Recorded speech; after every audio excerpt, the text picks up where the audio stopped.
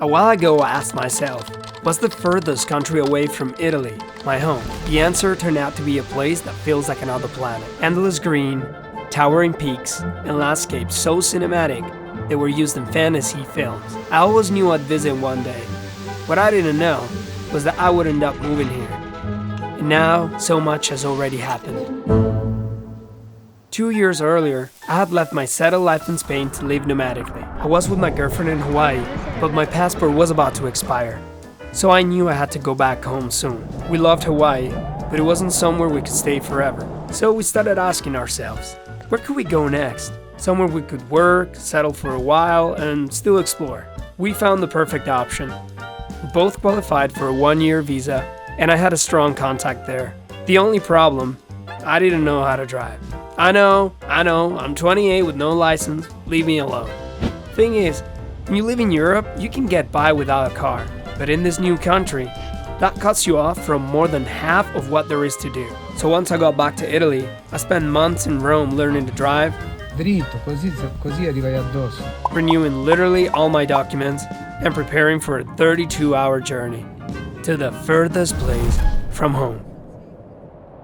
From the plane, all I could see was endless green. Even landing at the biggest airport in the country, everything felt calm, polite, almost slow. And then it hit me. I was really here, in New Zealand. We were lucky. Thanks to friends, we already had a place to rent and even a car deal waiting for us. It felt like the universe was saying, you're in the right place. I've moved to countries a few times now, but honestly, it's always a challenge. You adapt quicker, you get less scared and more practical, but nostalgia and doubt always find a way in, and the weather didn't help. What has changed is how quickly I recover from that. I might need to let go for a moment by crying or just taking time to process the fact that I'm in a completely new place, far away from everything I know. And that's okay. By allowing myself that, I calm down and start seeing things in a more positive light. I realize how lucky I am to be living these experiences. Within a week, we had everything set up. ID number, bank account, car insurance. We explored the CBD, the regional parks, even spotted more rainbows in a week than I'd seen in years. Every day we applied for jobs. And even though people warned us it could take months, luckily by week 2, we were both working. Our Kiwi life had officially begun. Routine came fast. By the 3rd week, we were working 5 days a week in a fancy pie shop, going to the gym, and spending weekends exploring. Exploring was essential, a reminder of why we came here in the first place. Sometimes a full-time job can trap you in a routine you weren't looking for. So we made it a rule to spend at least 1 day a week visiting a new place, even if it's just 20 minutes from home. We visited a beach with hot thermal water under the sand. Imagine digging your own spa in the middle of winter. I slept in the car for the first time, and honestly, I slept like shit. But hey, that's adventure. I visited my friend's family on the coast and woke my girlfriend up with her dog. We hiked through the greenest places, saw a family of dogs in my backyard. I pretty much drove every day to test out my new license. Got woken up by a tsunami alert at 6 a.m. and survived the longest flu of my life. All the while, I kept sending job applications for video roles, but most of the time the answer was the same. Your visa is too short. Stuck in bed, frustrated, I finally decided, enough waiting. It was time to start my own thing. Life here gives me time to work, to rest, to think, even to be bored. And boredom can be a gift.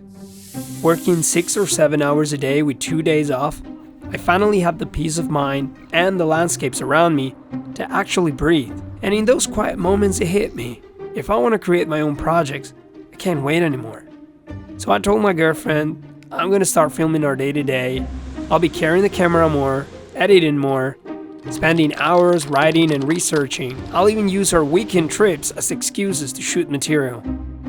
YouTube has reignited the same creative spark I had as a teenager, recording hip-hop songs after school, or later in London, when I was working in bars but still writing short films and plays during my time off. Now, I'm pretending to be a full-time YouTuber, and honestly, It feels amazing.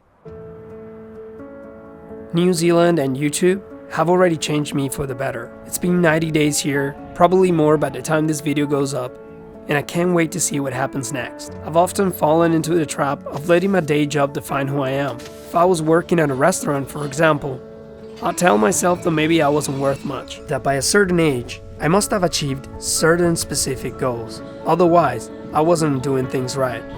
Those thoughts are heavy, and they followed me more than once. But uploading my first video reminded me how wrong that voice is. I define myself. The relationships I've built, the support I have from the people around me, and the things I've gone through. I know I'm worth it, and I don't need to prove it to anyone. The love and encouragement I received from my family, close friends, old colleagues, and even people I've met several years ago made me feel like the luckiest person alive.